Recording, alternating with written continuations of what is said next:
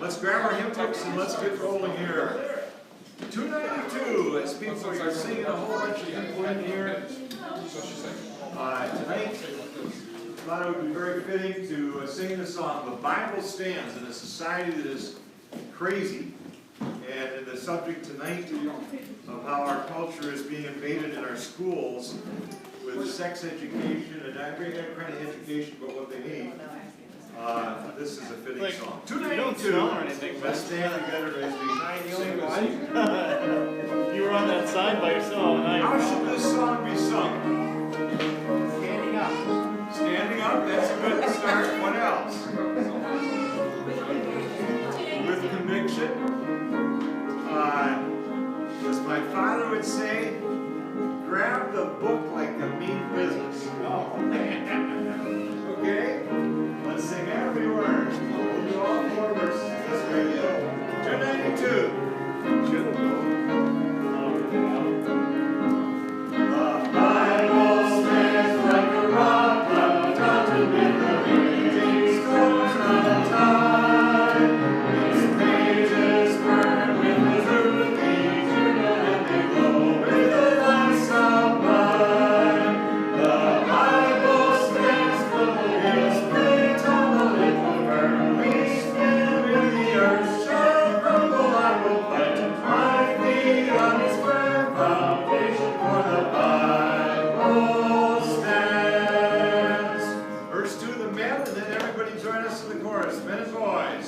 The Bible stands like a mountain, towering far above the works of man.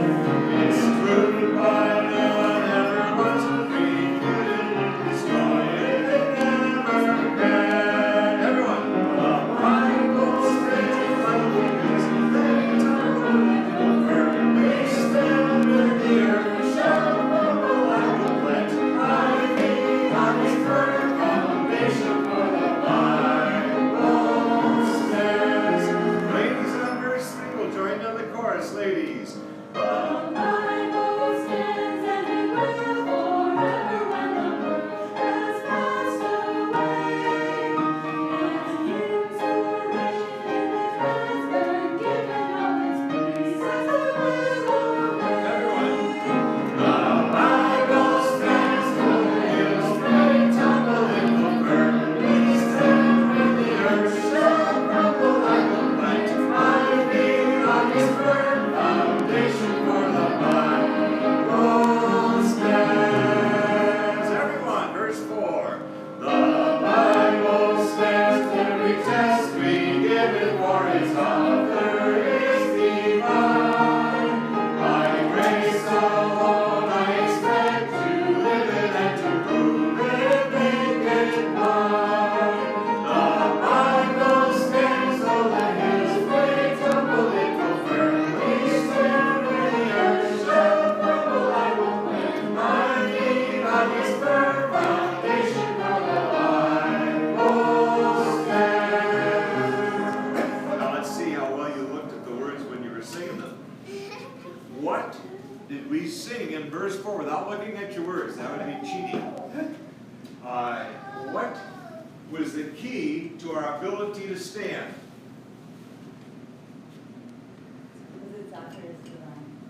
Well, that's a good idea, but that's not the key to our standing. Yes. Gavin.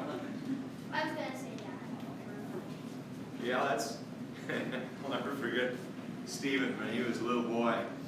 Every question, Jesus, Jesus. So I finally gave him a question where the answer was Jesus. That's still in it. Okay, you can cheat. Go to verse 4. See who finds it first. I heard it right here.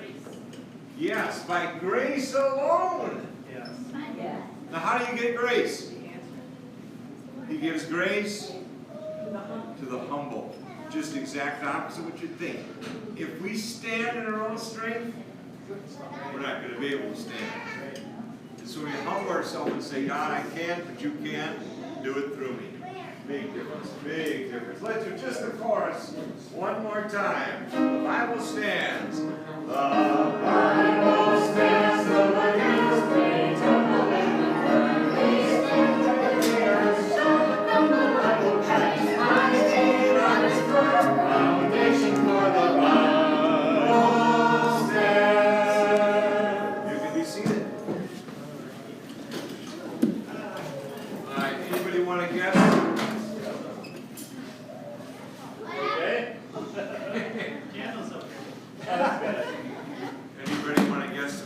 praying for tonight? My lost long teens. Yes, the teens that have graduated the last 2 or maybe it's 2 years. 2 years. And there's, as you can see, there's quite a few.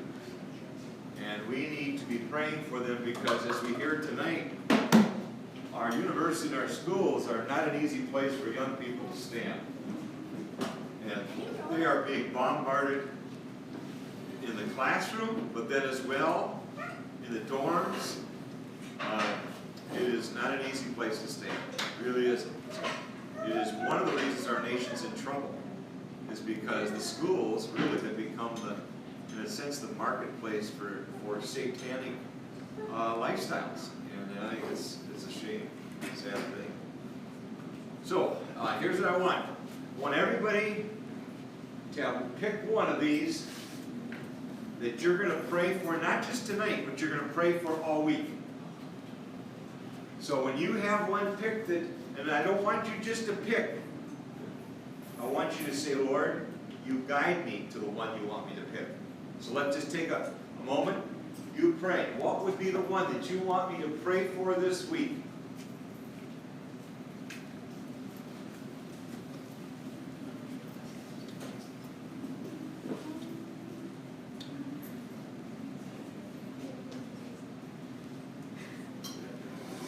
Now look up at me Pray for yourself. and pick one graduate in the last 2 years to pray for, and I want you to pray for them all week long. You don't have to do this, but I would encourage you to either text them, email them, send them a card. If you don't have their address, call tomorrow and we can get you that on our database here. If you've picked it, just slip your hand up so I know how many have already picked, okay? Keep working. I want everybody to do it. Keep your hand up so I see who's left. Still got a couple hands. Okay. How many believe prayer changes things? And this is huge. You're going to find this. As you pray for that person, you know what's going to happen? Your love for them is going to grow. And that's what God intended. And so that's a significant piece. So, Sean, just right now, just pray. I know it isn't by name, but just pray for this group of young people as wherever they might be this evening. That God would keep. Go ahead, Sean. Father, thank you for tonight, Lord. I want to lift up the graduated teens that have left here, Lord. They're still in our hearts. They're still here. And we pray for them, Lord. I just want you to put a hedge of protection around them as they are in the world, Lord, that they're facing issues that they've been taught or first coming and seeing, Lord. Lord, I just ask that you would, help them realize that you are the one for them, Lord, and that if they've slipped away, Lord, help them come back. Or many of these are either at a private school or at public school or out of state or either at home or at community college, Lord. And Lord, they are facing trials and they're probably getting attacked as well, Lord. And so I know that it's probably tough to live out your word daily, Lord, but I just ask that, again, that hedge of protection around them, Lord. And Lord, just help us as a body here to continue to reach out to them and pray for them and love on them. Lord, I just thank you for the honor that I've had to teach them, Lord. And just an honor for them to be here and just be in our hearts as we continue to live for you, Lord. Thank you, your son, we pray. Amen. Then also pray for this weekend as the teens go to the apologetics conference. Go ahead, man. Pray for that too. Lord, I also lift up tonight the apologetic conference, Lord. There's going to be thousands of teens at this event, Lord. I just ask you to prepare hearts, and that most of all, like our children here and our teens that go, Lord, that they be receptive and understand what it is to understand apologetics, Lord. And, Lord, that it would help them to sharpen their sword, and be honor and glory to you. Help us to have a safe trip, be light for you, and that we give the glory in everything that we do. We pray this in your son, Jesus. Amen. Amen.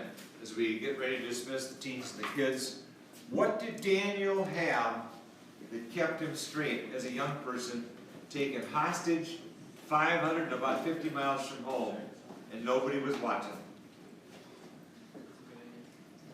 Cared about what God thought. Yes, but what does the scripture verse say? There's a key verse. He purposed where? Where? What did you say? Where? His foot. Yes. You see, you can have it all up here, but unless that gets down to here, where it means something to you, you won't purpose with it. You'll cave. So that's right now. Begin to take a stand, and if you're made fun of for your stand, you know what's going to happen? It'll be purposed in your heart. Whatever means something to you, you don't care what everybody else thinks, because you means a lot to you. And that'll only strengthen you. Okay, teens and the children, make sure you go behind your leaders, way up until they're ready to go up. And walk gently. We're being taken, so we don't want to have the herd effect.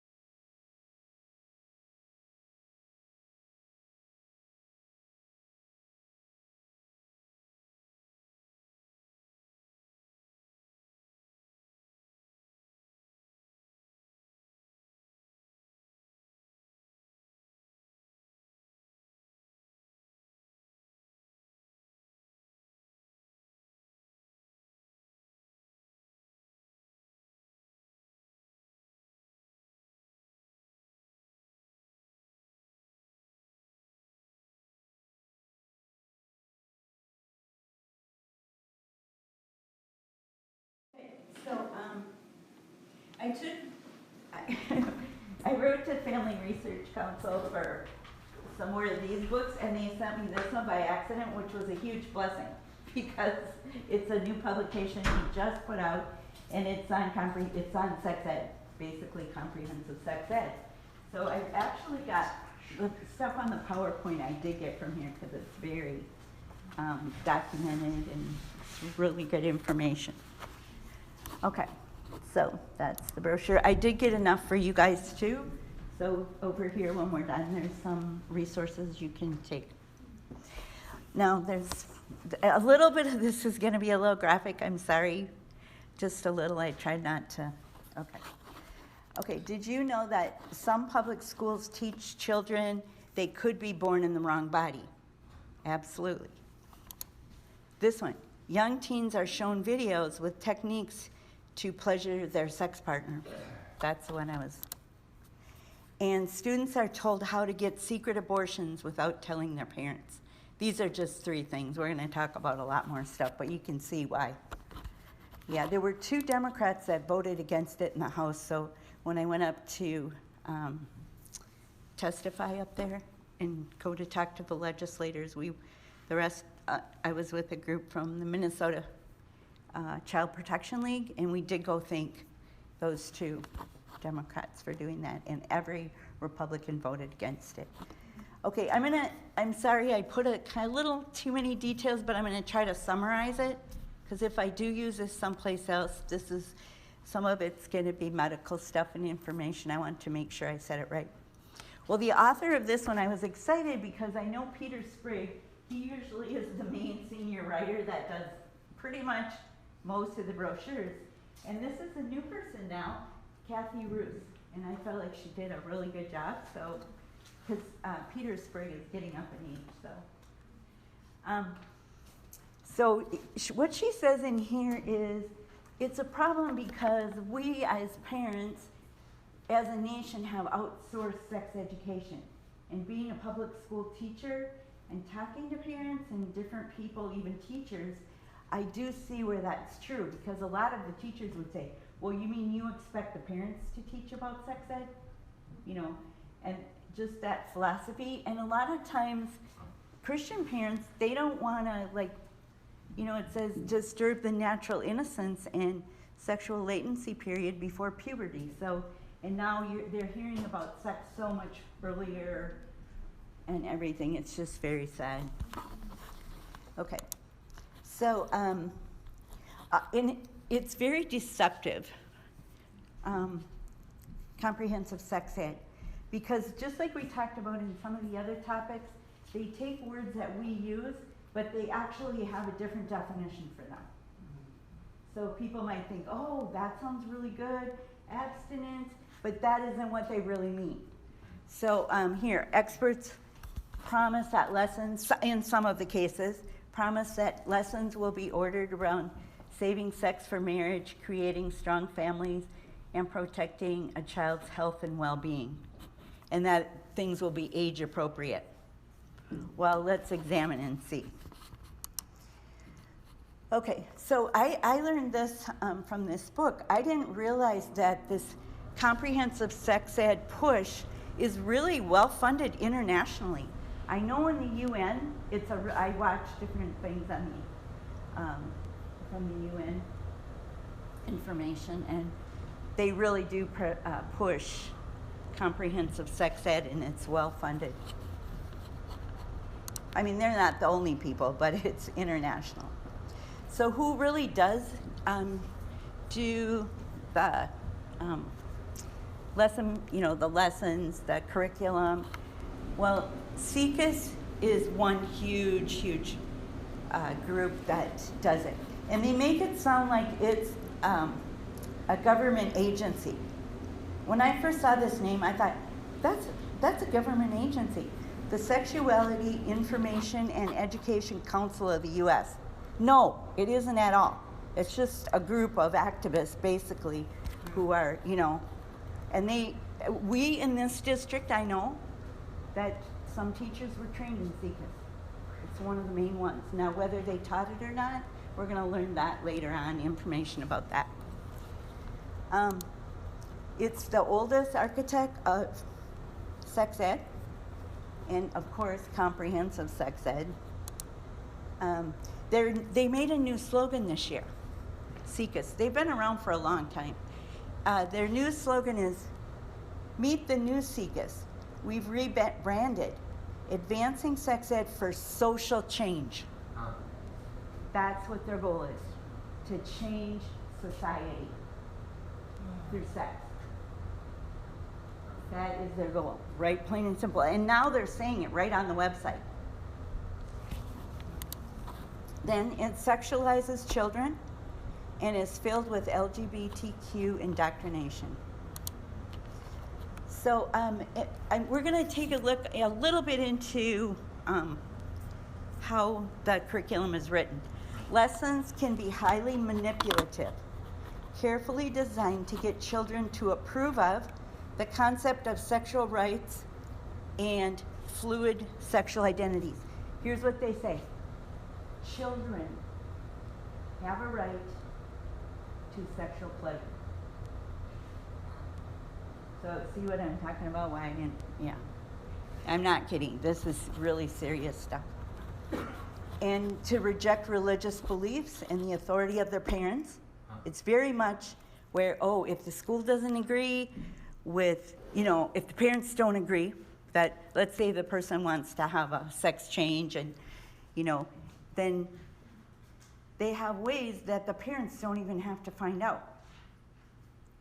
So They even reject physical reality itself. The sexualization of children. Children have a right, this is what this group says.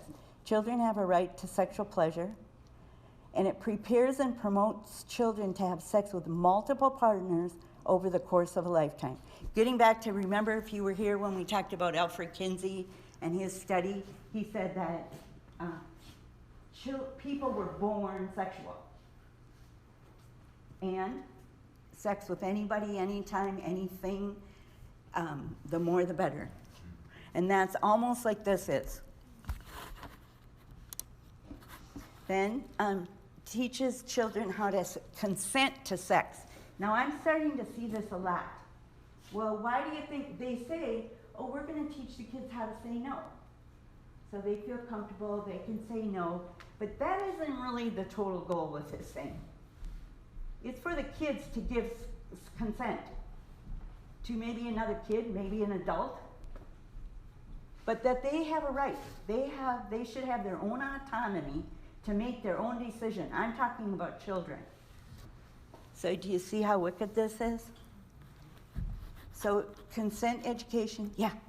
I was looking for books in the library for Willow, and there was a board book for toddlers that was called C for Consent for toddlers. See?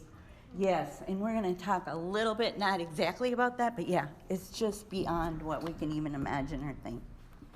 And most of the time, the parents don't find out about it unless you really seek it out, and because it isn't something they really broadcast. A lot of the lessons and stuff are discussions in class. I found that out. I mean, I didn't teach it, believe me, but okay. So then this group that said this, consent education respects young people's right to sexual agency and self-determination for children. This was put out by the Guttmacher Institute, a research group. Planned Parenthood is another organization that writes a lot of sex ed curriculum. SIECUS is actually an arm of them. Yep, because the founder of SIECUS, she was a doctor for the Planned Parenthood of America before she started this organization. So they definitely have a link. Okay, abstinence. Now, remember how we were talking about words and then how they change the definitions? Yeah. So they might say, their abstinence says abstinence until your next steady boyfriend or girlfriend. And then in one of the curriculums, they had like a little exercise where it could help you decide if you were ready for sex or not as a child. Until a faithful monogamous relationship. They're not talking about what we're thinking about. They think for the time being is what they mean. For, however, a day or whatever it is. It's just evil. Secret abortions. Your parents never have to know. Court decisions have made abortion legal for teens. They can get abortions without their parents' knowledge. And the school can help them go through that process. Tylenol. Yeah. Yeah. My niece, the only reason that my sister-in-law and brother found out that she was pregnant is because they got a bill. She had been to 2 different appointments that was set up by her guidance counselor, and she was really a friend. Thankfully, she was choosing life, but... Right. Yeah. HIPAA set the stage for this. Did they? Yes. 12 Did years it? old, the kids can opt to... It's just crazy. 13. Once they hit 13 and older, they can opt for the parents not to know their medical conditions. But you still have to It's get just a bill. evil. On a positive note, though, Yeah. a child cannot get their ears pierced under 18 unless they have Yeah. their prints.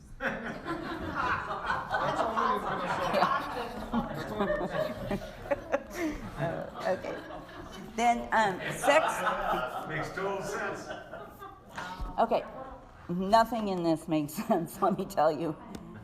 Sex ed and LGBT indoctrination.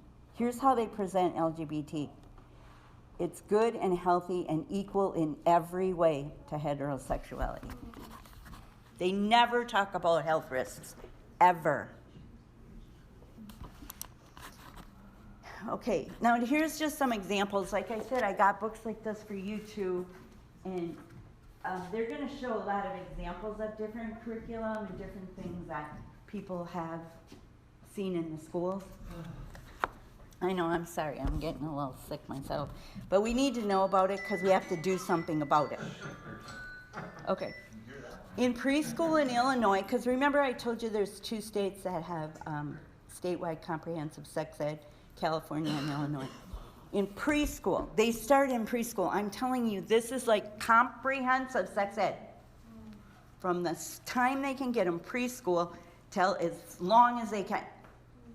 That's what it is. What class would it be in? Everything. That's the problem. Like English and Well, math? yeah, because they're going to, what they do in English is they'll have a story. It might be about, like 2 women that are lesbians.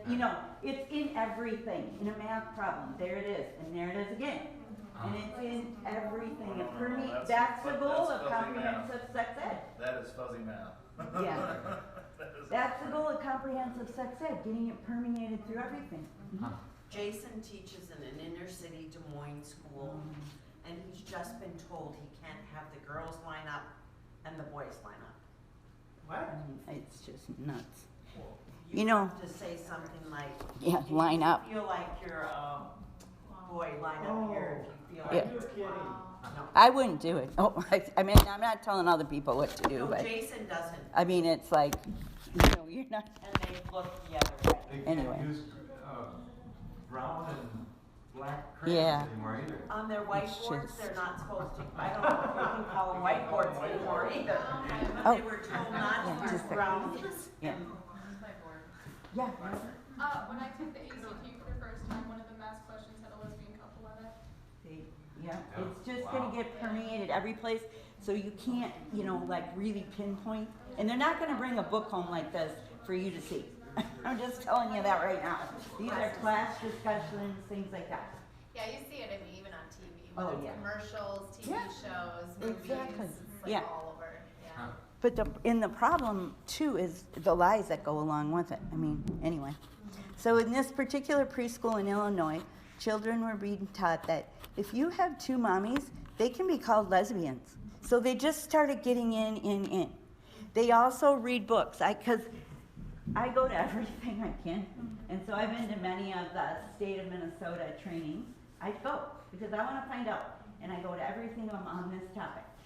And they read them books. And the books are Jacob's New Dress, I think it's called.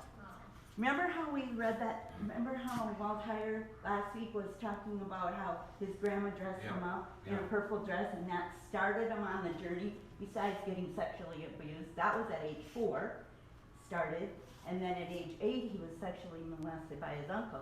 But this is like, that little boy, Jacob, gets power through this dress. It's just got everything. It's just permeating. It's just evil. In Austin, Was this, when you were at the National Association, when you showed the stuff on your phone, yeah. was that the kind of stuff that you were showing, or was it more pictures and stuff? No, I didn't show pictures because I had to read it off my phone. What I was showing them because this was kind of when it was starting out, more for transgender. And in there, I was telling them for, I think it was kids starting 10 years old, that they interviewed someone who was going through transitioning, how wonderful, wonderful, wonderful it was. Nothing negative whatsoever, nothing. It was just wonderful and glorious. And then the children were asked in school, there was nothing to bring home. The teachers were supposed to say, well, I forgot what they were supposed to say, well, why do you think people would feel uncomfortable wanting to experiment about anything, really, but this was transgender. And well, what did your parents tell you, or your church, that made you think you shouldn't maybe transition? That's what I read over the in front of the 9,000 people. Anyway, so yeah, it's just, and remember, it's not going to come home. So in Austin, Texas, schools introduce sexual orientation and gender identity concepts to 3rd graders. 6th and 7th graders play sexuality matching game with terms like bisexual, homophobia, transphobia, gay, lesbian, all that. I mean, it's way worse than that. This is just some of the stuff. It just, all I can say is it permeates. In California, the law instructs public school teachers to emphasize homosexual relationships. Ask the middle school children questions like this. Can you define consensual non-monogamy or use polyamory in a sentence? I had to look up polyamory. I went to a meeting because, you know, I was chair of that one XK caucus, even though I never had trouble with same-sex attraction. And I went there to the LGBT big meeting at the teacher union. And one lady they wouldn't let me on because I'm, you know, so I'm representing XK, so of course they banned me from being on there. But they had people up there, well, I'm polyamorous and I'm proud of it. These were teachers. I thought, you know, anyway. So polyamorous means basically you have sex with anybody. It's like an open sexual relationship with whomever. Yeah. So that's what they're doing. That's what they're doing. Officials in California are insisting that sex ed lessons be inclusive of sexual relationships with multiple partners to kids as young as 12. Yeah. Yeah. In fact, we're going to be talking a little bit about it because this book right here is Perfectly Normal. I think I know it's in schools in Minnesota. I think it's in a couple of schools, at least in our district right here, but I'm not 100% sure because I didn't go check myself, but it is. And you know what? This is like, remember how Kinsey said, Alfred Kinsey said, it's perfectly normal. Everybody's doing it. You're born sexual. It's perfectly normal. That's what everybody does. See, what do you think they're saying? Same thing. It's perfectly normal. So they're teaching kids 10 years old and up. I mean, this book is available for them. You know, to how to do, you know, oral and anal sex. You know, masturbation, you know, just everything. You can look at it later if you want. This would be considered pornography. Guess what? In Minnesota, pornography does not pertain to schools or libraries. Yes, that's true. Pornography They're free from, you know, they don't have to abide by the pornography laws. Schools and libraries in Minnesota. Maybe not every state. Yeah, it's true. Yeah. Okay, then they have, this book is really, you know, I love the Minnesota Family Council has a really good chapter here in our state, and they came up with this parent resource guide for the transgender trend. It's very, very good. It's got a lot of information. I didn't get one for everyone, but you could order it yourself. But here's one thing they do, one example. They did use this, I can't remember what district it was in, but it was used in Minnesota. I think it was a district up north, maybe more too, but that's one I know about. So here's what it does. It's trying to get kids, this is for elementary school. Get them really confused. Okay, now here you are, you're a little unicorn here. You're the gender unicorn. And you know what? There's like 5 parts to you. And one of them is gender identity. Now, do you think you're a female, woman, girl, man, boy, or other genders? It could be umpteen gazillion. I think there's at least 70 some now. and then, yeah, I don't even know what they all mean, and I really don't want to. You know, yeah. And then gender expression and how do you express your gender? Remember how it's kind of like we were talking about with homosexuality? Feminine, masculine, other. And then sex-assigned birth. We're going to talk about this because now the LGBT activists are using this term, and it's called your sex assigned at birth. The reason they're saying that is it's not like what's observed at birth, you know, like, do you have a penis? Okay, Do you, I know. you know, it's like the doctor assigned it to you at birth. Yes, they're saying it that way for a reason, because these are kids. They don't know, you know what I mean? Are they gonna start having doctors not assign? No, I mean, is that No. the goal? To no, eventually but have- this is, well, not rhetoric, but semantics. I'm just saying, semantics. are they trying to prep doctors on the road to say, you're not gonna be signing sex Well, to some children? places in hospitals, I think like in Canada, they had, you could have, you know, you could use other as one of the, well, no, that was for the parents, I think. I'm not sure where it's exactly gonna go. I'm just telling you right now where it is. I mean, it probably would go there, but I don't know that it is right now. Okay, who are you, this is for elementary school. Who are you sexually attracted to? Women, men, other. I know in the clinic they ask that at 11 years old. I mean, and then who are you romantically and emotionally attracted to? Do you wonder why kids are, you don't think they're already confused? Okay, now you're just making it just plain evil. Just plain evil. It just makes me sick. Anyway, then this one I didn't realize. Pre-exposure prophylaxis. It's a drug that was originally made for like men who had sex with men, anal sex, because of high risk of infection and everything and disease. Guess what? Now they're trying to have kids take it every day. So it'll, you know, decrease the risk. What is, you know, it's And just... with all the parents knowing, probably. Probably. Now, here's another one they say. Born in the wrong body. What? Yes, now we're going to talk a lot about, not a lot, but many public schools are beginning to teach the radical anti-science proposition that biological sex is meaningless, that some kids are born in the wrong body, and that some girls have penises too. Yeah, yeah. No, I'm serious.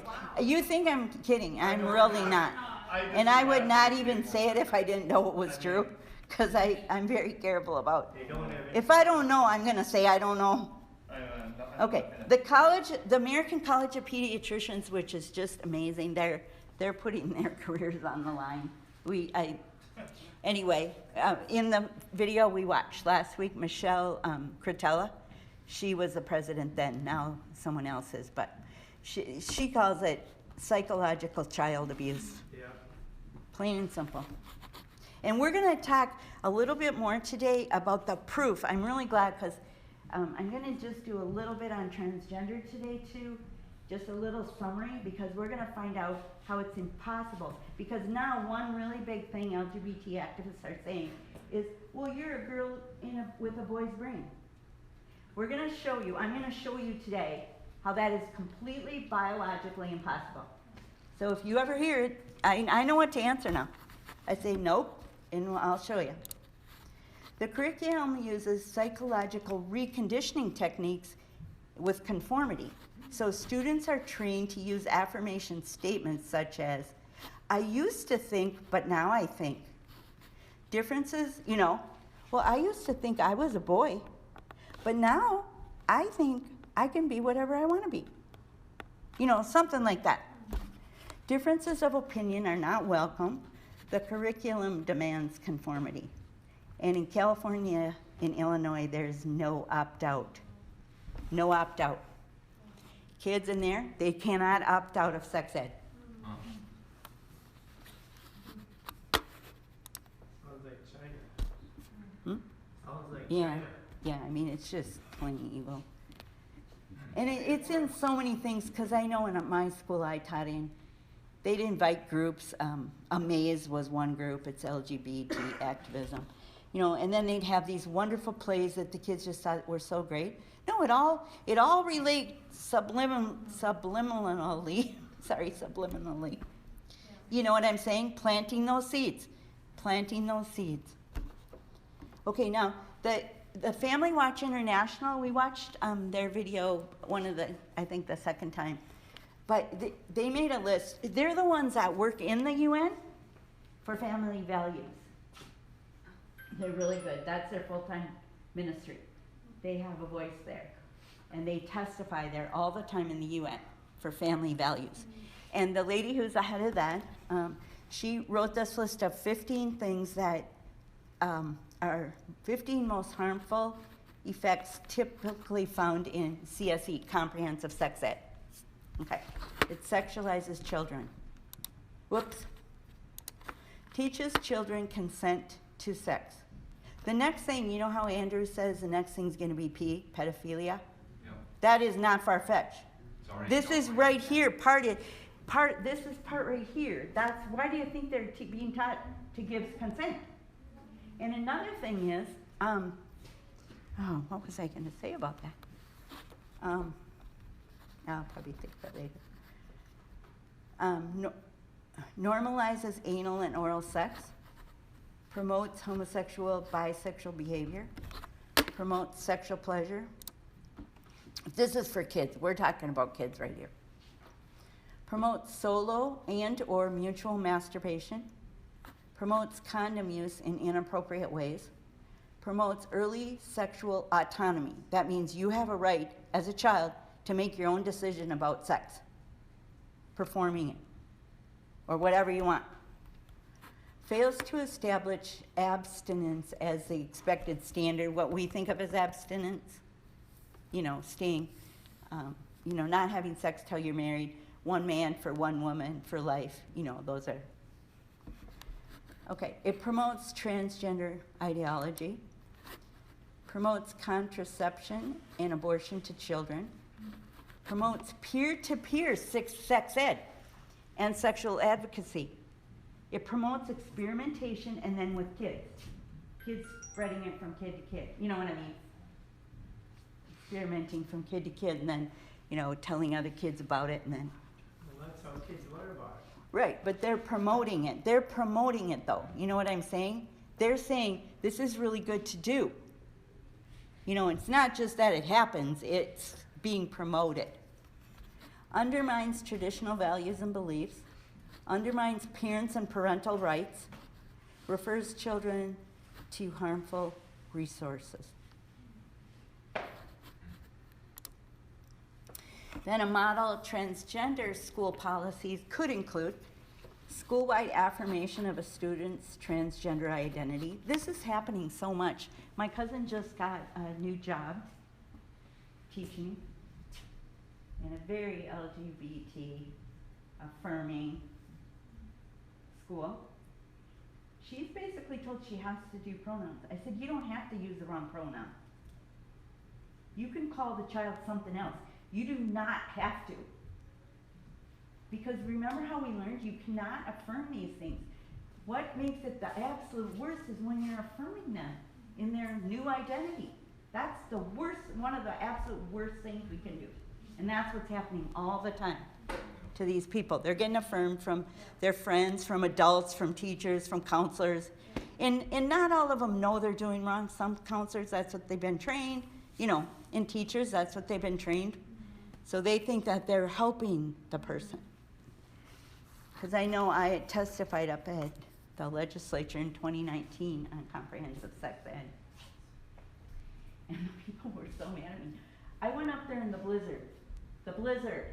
They didn't cancel the blizzard, so I thought, okay, Lord, I studied for it. I'm going up there. And I had signed up ahead of time to speak. And I got there, but it was like, okay, I got there. And then they let the other side talk. It's an hour and a half hearing.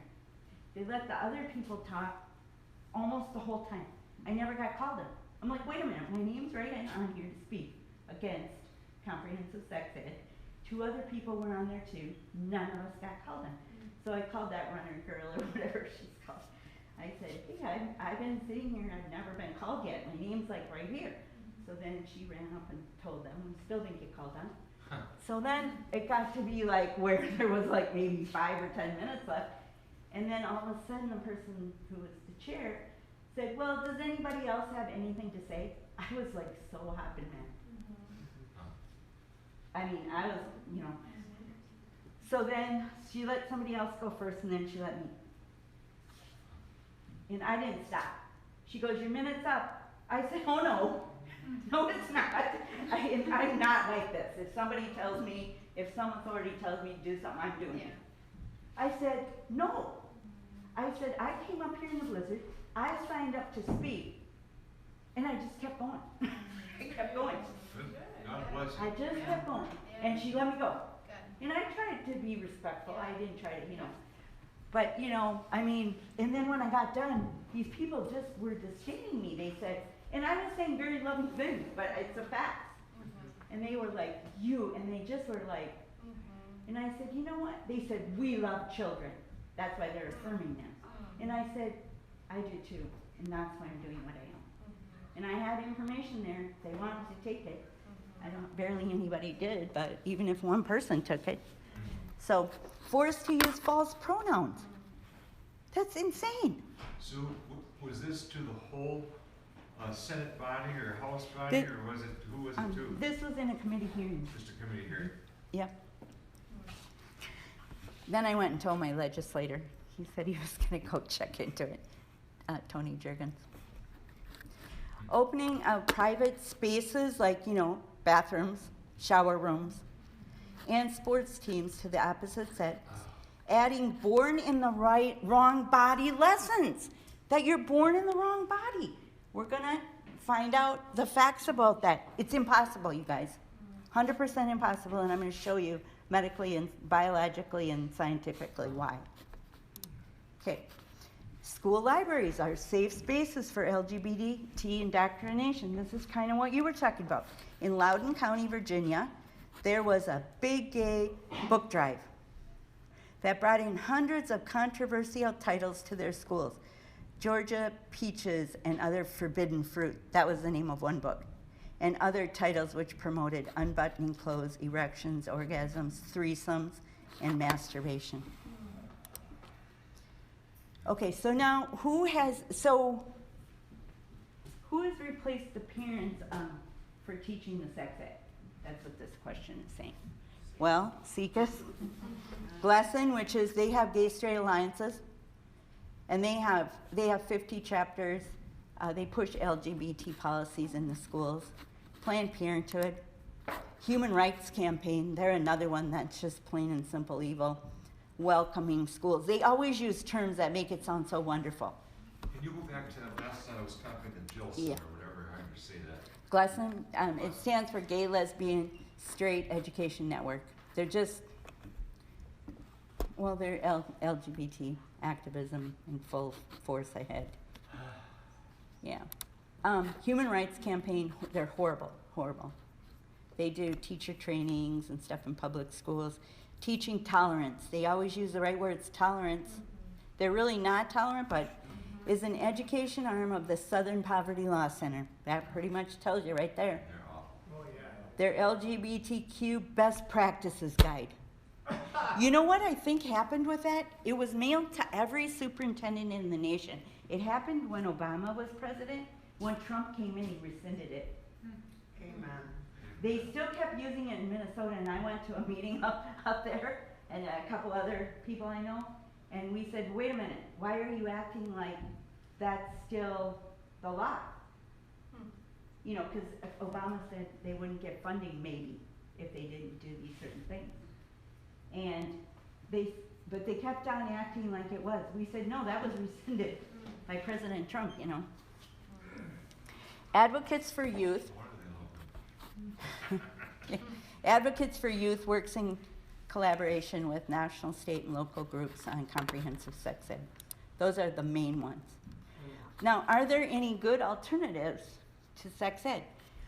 Okay, this is what this book said, and it just came out in 2020, so it's very current. Most states do not yet require school districts to use a politicized, age-inappropriate curriculum.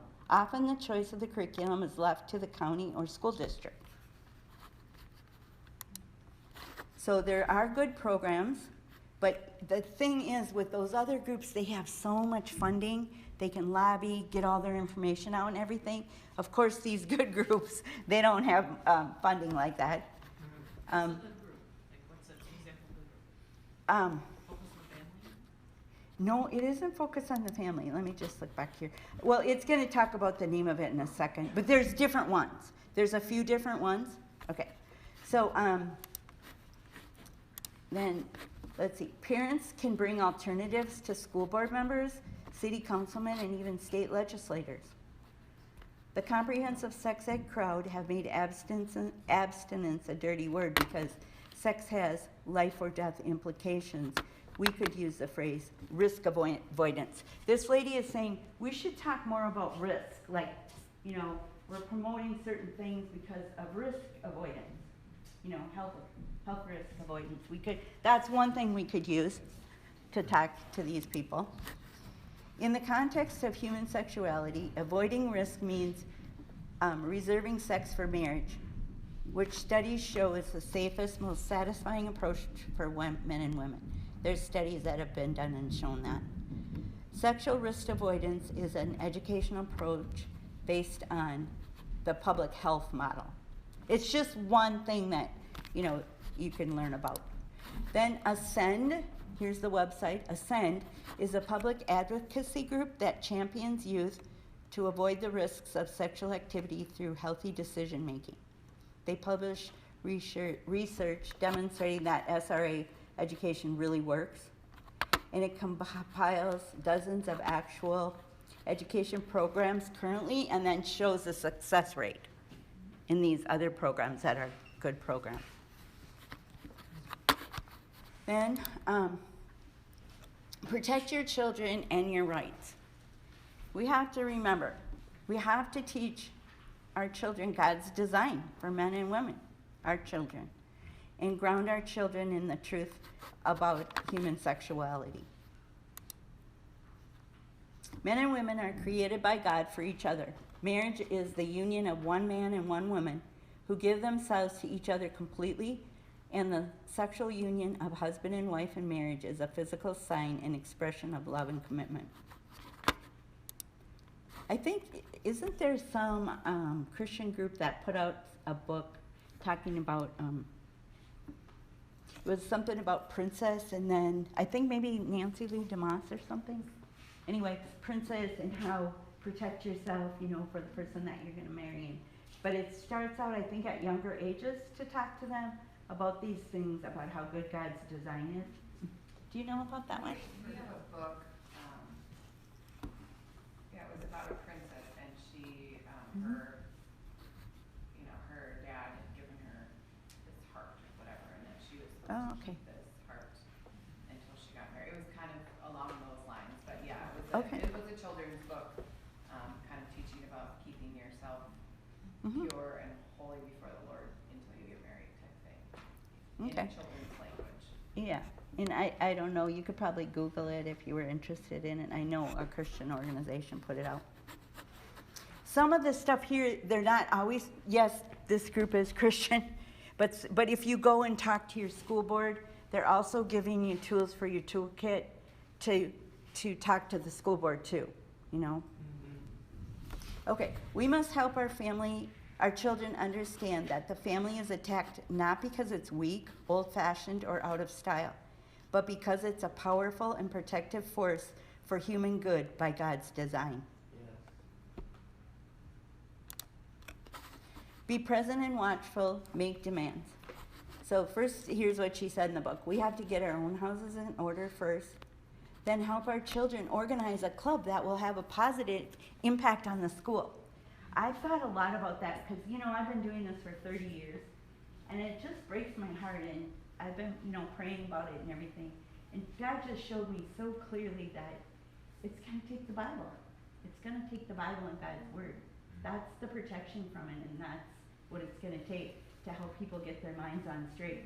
An example of that is, well, a couple of years ago, when I was at the NEA, the National Education Association Convention, with our booth, talking to teachers and counselors and stuff and giving them solid information.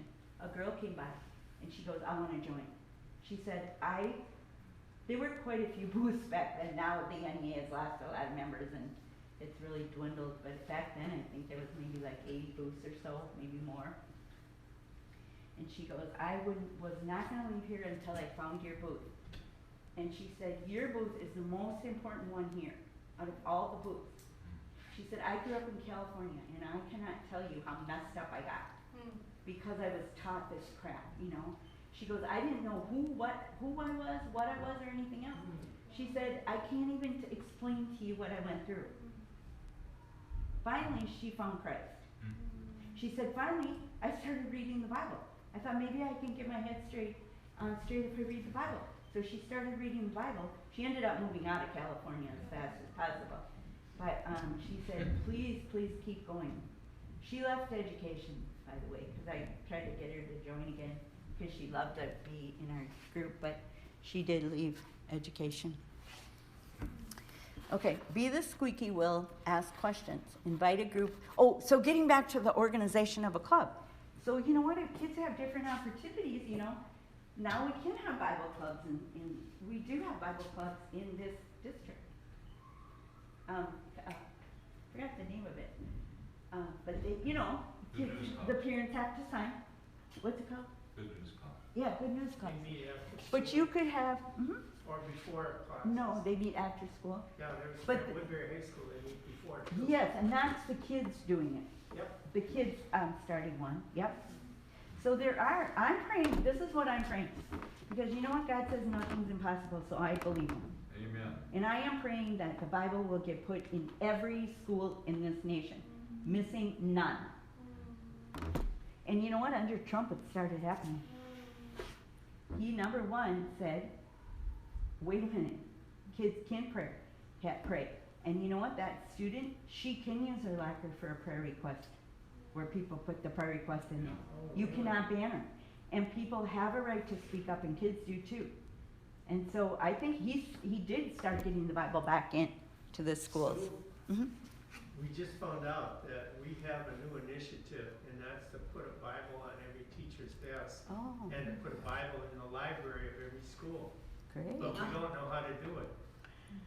So maybe somebody can help us. Well, I'm going to pray about it.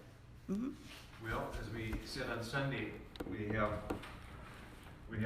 5 boys at Park right now that are taking turns praying before the game, and they're all on their knees. Yeah. And I met with all 5, and I've taken them all out for dinner. And so and 2 of them are juniors, 3 are captains on the team, and maybe this will be the start. They were just so tickled, because just like they are affirming these people to this unholy, these kids were excited to be affirmed for doing right. Exactly. And they were just thrilled. And you know, I said I'd take all 5 out for dinner. And someone said, well, pretty soon you may have the whole team. But hey, I believe there's the inroad right there, because they're leading it. Through kids. You've got to kind of go through that's kids. Key. They're leading it. Once they lead it, then you can train them. Yeah. And the potential then is just off the charts. Invite a group of trusted parents to review your school's sex ed lessons. Create a summary of what you find and post it for other parents to see. That was actually done in Fairfax County, I think, or Loudoun County in Virginia. Attend school board meeting. Then this one, I'm not telling people what to do or anything, but this book did come out to, you know, about getting your child out of the public schools. If you wanted to get it, you can ask me the name of it. But they were talking in there how there's some options we don't even really realize about. Well, private schools, homeschooling. But they have now what's called homeschooling hybrids. So it costs way less. So you're not having to spend tons of money like in a private school. And I'm not saying, I don't judge people if they think that they should send their kids to public school. You know what? You got to pray about that, and you have to let God decide that. I mean, maybe your child, you know, You know, so I'm not trying to say that, I'm just telling you some options that she talked about in the book. But like hybrid, homeschooling hybrid was like 2 days a week, I think they would meet, and then there were some other options about things, so the expense was way less. Many of the charter schools are pretty good. Four of our grandkids go to the one that Dalich, who is one of our missionaries, it would be his mom, who is the principal of the charter school our kids go to, and that's been pretty good. Out in New York, the only schools that were doing well academically were the charter schools, and de Blasio shut them all down. Of course. So, not interested in education, propagation. Okay, so, and this is really my heart's plea. Don't stop working for better public schools, even if your kids aren't in it. Because 88% of America's children attend public schools. That's right. And public schools will continue to be one of the major forces that shape the generation. That's right. And we're taxpayers. We're taxpayers. Our money is paying for the public schools. So we should have a right to speak, shouldn't we? Amen. That's our money going there. So, you know, that doesn't mean you go in there like, you know what, you gotta be kind. You gotta get knowledgeable. You can't just go in there and blah, blah, blah, and just blast everybody to pieces. You know what I mean? You gotta have the facts, like 2 Timothy. You don't fight with people, you teach them the truth. You teach them the facts. You know, and you talk to them. I'm nice to them. When I went up to the people in the legislature, one of them didn't want to talk to me at all, but you know, I mean, I tried, and it wasn't disrespectful to her, you know. I mean, and then FRC has a lot of resources. So if you pick up this book, there's a lot of resources. There's videos and all kinds of stuff back here in the back, which you, and this is like I said, really updated. We gotta pray for our schools, and then ask God if He has something for us to do. I never thought He'd ask me to be in the teacher union, speaking about homosexuality and everything. But you know what? He gave me a passion for it. And it's been really a blessing. Now I'm going to show just a little more about the transgender, and then if we have enough time, we're going to do, well, I know this isn't a game time, but we're going to do like a review question game. Is that okay? Sounds like fun. Okay, sorry. Okay, so I'm just going to show you just a little bit about the transgender, because that is unreal. You know what? I was going to bring treats, and I forgot. I forgot. I should have done it right away. I had to hurry from working, and then, okay. So here's just a little bit of information I told you I was going to share on. It's going to be mostly transgender. Okay, so gender ideology harms children. You can pick up a copy of this. This thing is so good. It's right over there. I made copies for everyone. It's put out by the American College of Pediatricians, and it tells you transgender stuff biologically and scientifically straight. It is so great. So here's what it says. So this says, how come I got that thing on there? Okay. Okay, so here's what Michelle Cretella wrote it. Human sexuality is an objective biological trait. So you're either XY in a male or XX in a female. There's no other different, that's it. See, now here's the thing. They use the word gender. Oh, I think that's coming up in a minute, so I won't say it right now. But now there is one other thing. I take that back, but it's not a different sex. You know, your biological sex. It's called intersex. That is where some medical problem happens, like to your reproductive, system and stuff like that. So that's identifiable medically. They know right away that that's a medical problem. These other things we're talking about have absolutely nothing to do with medical. It's all in your head, you know. Well, it's, anyway.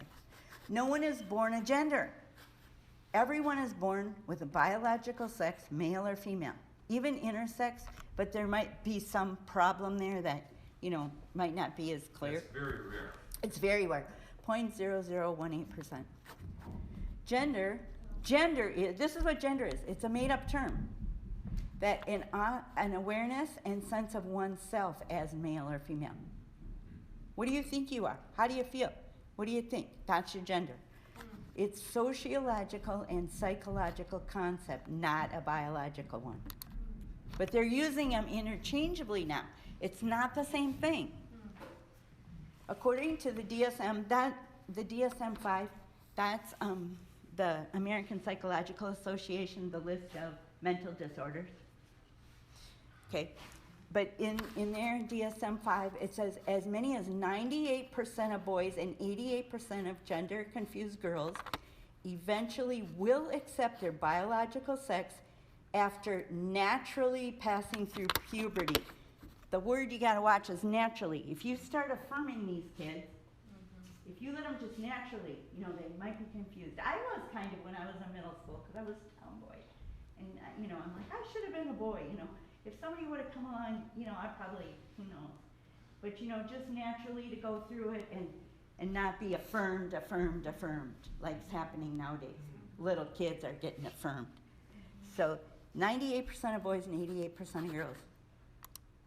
Puberty is not a disease, and puberty-blocking hormones can be dangerous. So when a child, well, now they're starting as young as 11, at least, maybe younger, but 11 years old, to give puberty blockers. After that, if the person wants to keep on, that stops you from going through puberty. Then what happens is after that, you have to get cross-sex hormones. And then the next step would be to have surgery. So you're getting injected with cross-sex hormones for years, you know. Okay, so right now they're talking about puberty blockers, okay? So in children. Reversible or not, and we don't know for sure because there haven't been a lot of studies on that.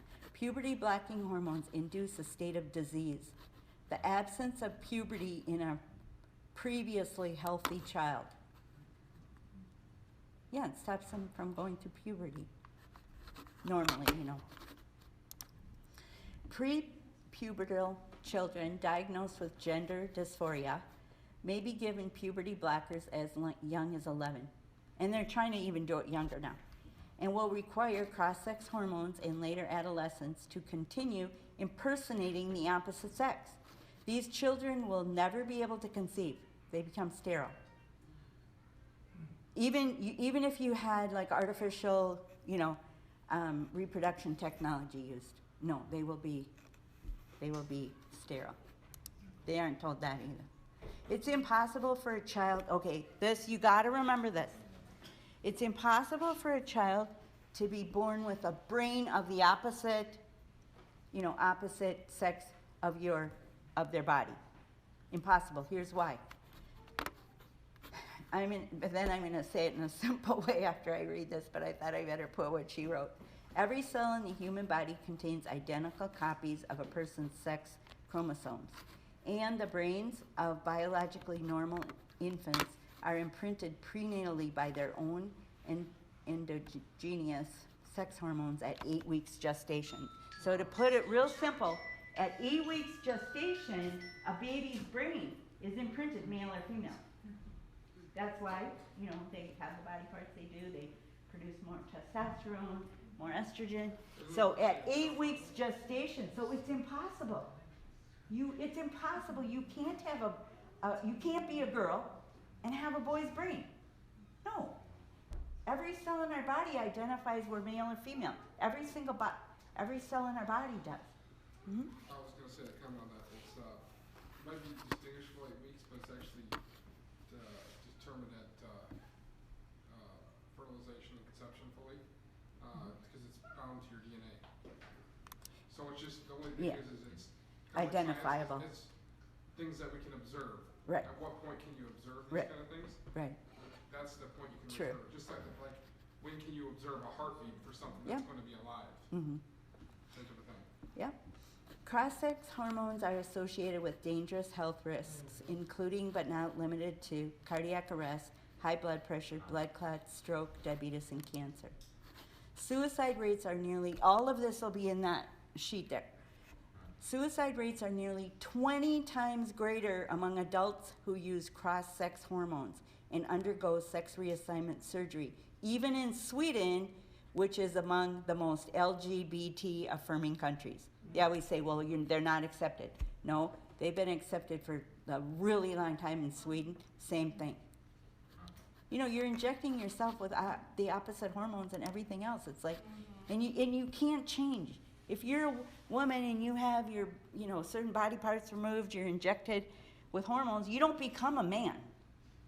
You don't become a man. Your DNA says that because you still have XX or XY. That doesn't change. That's in your DNA. Conditioning children into believing a lifetime of chemical and surgical impersonation of the opposite sex is normal and helpful as child abuse. That's what the pediatrician said. Okay. Do we have time for, there aren't very many questions. Yeah. I was going to say, a resource that people, if they want to find out what you're talking about. Yeah. Stuff with schools and public schools in comparison with public schools, private schools, private Christian schools, homeschooling. They break it down. Check out Nehemiah Institute. They'll break down the worldviews of the different people that go there. They have a worldview peers test and a worldview chart of different. It's like secular humanism, atheism. They got all the different lists. The top ones, biblical review works their way down. And if you read like the secular humanists, I'd say most people are in the world, even that call themselves Christians, will probably fall into like category. Okay. So you find they do a lot of research on that. Okay. Okay, we're going to have this side against that side. I'll bring the treats next time. I mean, this is our last lesson, but okay, here we go. So let's see, we'll start on this side for the first question. If you get it wrong, they can try. Wait, do we raise hands or shout out? Well, you can talk amongst yourself or whatever. Okay, is it true that science has proven homosexuality is genetic and unchangeable? Okay, what's the proof? Twins, identical twins. Okay. No. Okay, so here we go. Well, I'll just summarize it. Because there's been 8 major identical twin studies, and all of them, 100%, if it's DNA hardwired, 100% of the sets of identical twins will be. Only about 11% of men and 14% of women are. Then the genome study, studying the genes. There's never been they've been trying really hard, but there never has been a gene found that, for homosexuality. We're winning. Let's close Okay. the count. Now- Vote count. Okay, now your side. Does a person's feelings determine his or her sexual orientation, and why or why not? No, Okay, why? because you're born with it's sign of birth, essentially. You're born with a body part, or not. Well, it's not just, it has to do with your feelings change constantly. Yeah. Right. Exactly, your feelings change. Right. I mean, if feelings are just one part of you, they're not, innate or, so no one consciously chooses his or her feelings usually. But everyone has the right to choose what they do with or about their feelings. Genetic and twin studies prove that homosexuality is not immoral. So- Okay, true, we never had this one, but we're, yeah. Can I just identify as another person, walk in the bank and pull their account? You can try it. Right? Okay. Oh, we never did this one, but okay. True or false? Do you think this is true or false? Actually, Jesse said it at one of the meetings. The brain is like a muscle. It changes physically and chemically in response to behavior. Therefore, differences in transgender brains of adults as compared to non-transgender adults are most likely the result of trans behavior. False. So that's saying, like, your behavior can change patterns in your brain? Yeah.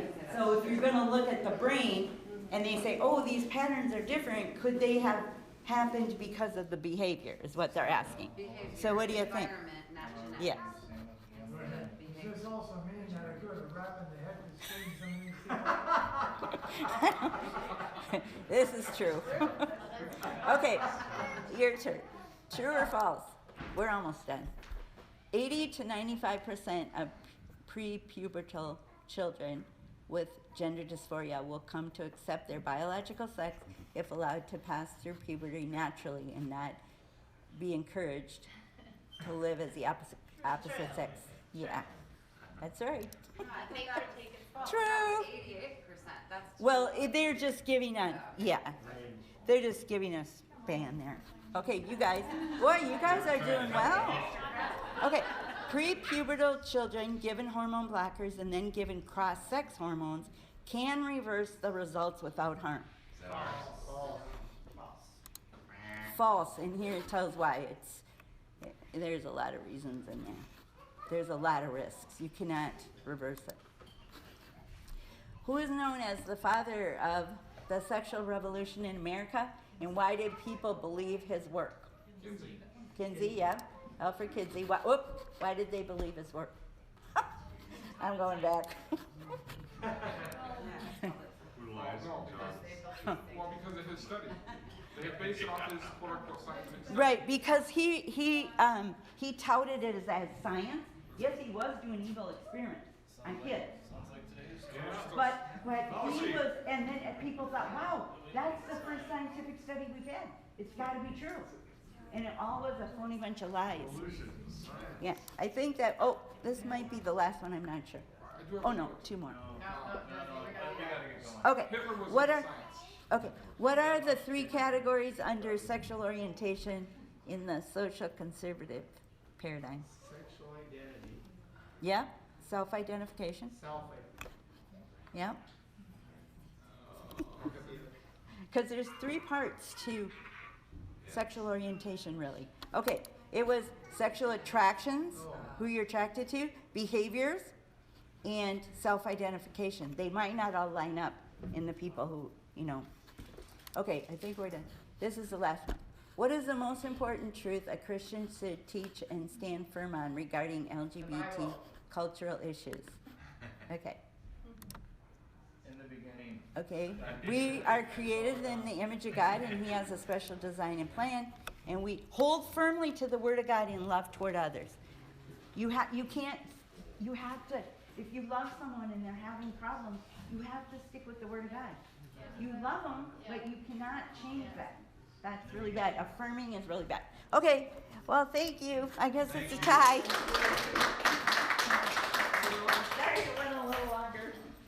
One of the But things you we're can so help glad yourself up we there. have, I don't think Sue had any idea that 30 years ago that this would become such a big issue.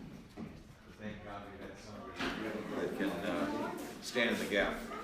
Next week we start a new series, and so it'll actually fit in many ways to this series, but in a total different way.